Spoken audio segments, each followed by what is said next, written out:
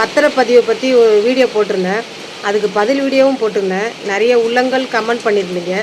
சில பேர் அன்பாக சொல்லியிருந்தீங்க, சில பேர் திட்டுற மாதிரி சொல்லியிருந்தீங்க. ஆக மொத்தத்தில் எல்லாம் நல்ல விஷயம் தான் சொல்லியிருந்தீங்க. ரொம்ப சந்தோஷம். ஏன்னா தெரிஞ்சுக்கணும்னு நினச்ச விஷயத்த நான் தெரிஞ்சுக்கிட்டேன். மனுஷங்க எல்லோரும் பிறந்த உடனே எல்லா விஷயத்தையும் கற்றுக்கிட்டு பிறக்கிறது இல்லை. ஒவ்வொரு சூழ்நிலையிலையும் ஏற்படுற சம்பவத்தினால கிடைக்கிற அனுபவத்தில் கற்றுக்கிற பாடம் தான் எல்லோரும் வாழ்க்கையிலையும். அதை மாதிரி இனிமேல் தான் கற்றுக்கிட்டு வரேன். உனக்கு தெரியாமையா, இதை கூட தெரியாமையே இடம் வாங்கினேன் அப்படிலாம் பேசுனீங்க. நான் கோச்சிக்கல. என்னை பைத்தியன்னு கூட திட்டுறீங்க. உங்களை பொறுத்த வரைக்கும் நான் பைத்தியம். ஏன்னா அவங்கவுங்க வாழ்க்கையை கம்பேர் பண்ணும்போது அப்படி கிடையாது.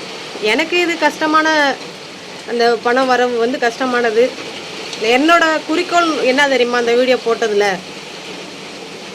கஷ்டப்படுற மக்கள்கிட்ட கொஞ்சம் இந்த லஞ்சம் கஞ்செல்லாம் குறைச்சிக்கிட்டு, கமிஷன்லாம் குறைச்சிக்கிட்டு செஞ்சு கொடுக்கலாமே அப்படின்ற ஒரு ஆதங்கத்தில் தான் நான் வீடியோ போட்டேன்.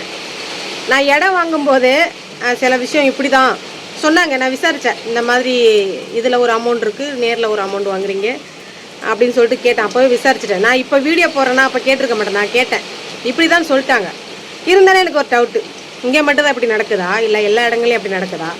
இந்த சேனல்லாம் பார்த்தீங்கன்னா யூடியூப்பில் நிறையா ஈஸியாக பட்டா வாங்குறது எப்படி அப்படி இப்படின்னு நீங்கள் டேரெக்டாக அப்ளை பண்ணிக்கலாம் அப்படின்னு நிறைய வீடியோஸ் வருது. இருந்தாலும் ஏழை மக்கள் வந்து இந்த மாதிரி போகும்போது அவங்கள்ட்ட பணம் பறிக்கப்படுறது நடக்குது. அதுக்காக தான் நான் இந்த வீடியோ போட்டேன். நீங்கள் கமெண்ட் போட்டதுலேயே நான் கற்றுக்கிட்டேன், தெரிஞ்சுக்கிட்டேன், புரிஞ்சுக்கிட்டேன். இப்படி தான் அப்படின்றத எனக்கு நல்லாவே புரிஞ்சிருச்சு. நான் மட்டும் தெரிஞ்சுக்கிட்டா போதுமா? என்ன மாதிரி நிறைய பேர் அறியாமையில் இருப்பாங்க, தெரியாமையில் இருப்பாங்க, புரிஞ்சிக்காதவங்க இருப்பாங்க. இன்னொரு விஷயம் என்னென்னா, இந்த ஸ்கூல் காலேஜெலாம் படிக்கும்போது ஏதாவது ஒரு விஓ கையெழுத்து, ஆர்ஓ கையெழுத்து அந்த மாதிரி ஏதாவது கையெழுத்து தேவைப்படும் போது இந்த ஸ்டூடெண்ட்லாம் போனால் காசு வாங்க மாட்டாங்க. இதே எங்கள் அம்மா அப்பா அனுப்பணும்னா அவங்கள்ட்ட இருந்து 100, 50, 200 வாங்கிக்குவாங்க. ஆனால் ஸ்டூடெண்ட் போனால் வாங்க மாட்டாங்க. ஏன் வாங்கலை?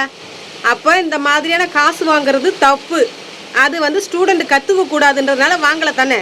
அந்த மாதிரி விஷயத்தை நான் பார்த்து வளர்ந்தேன் தானே. அப்போ வளர்ந்த பிறகு இந்த மாதிரி விஷயத்தை பார்க்கும்போது கோவம் வரும் தானே. அதுதான் என் மனசுக்குள்ளே ஓடுது. நம்ம ஸ்கூல் காலேஜ் படிக்கும்போது நம்ம விவோ ஆஃபீஸ்க்கு போயிருக்கோம், ஒரு அதுக்கப்புறம் ஆர்ஐ அந்த மாதிரி மேலே மேலே நம்ம சந்திக்க போயிருக்கோம், தாலுக்கா ஆஃபீஸுக்கு போயிருக்கோம். அங்கே வந்து ஸ்டூடெண்ட்டுக்கிட்ட காசு வாங்கினது கிடையாது. அப்போ ஏமாத்துறீங்களா? சின்ன பிள்ளைங்கள்ட்ட ஒரு மாதிரி, பெரியவங்க ஆன பிறகு ஒரு மாதிரி பணம் வாங்குறாங்கல்ல. அதுதான் என்னோட கேள்வி. எப்பயுமே ஒரே மாதிரியே உலகம் இருக்கிறது இல்லை.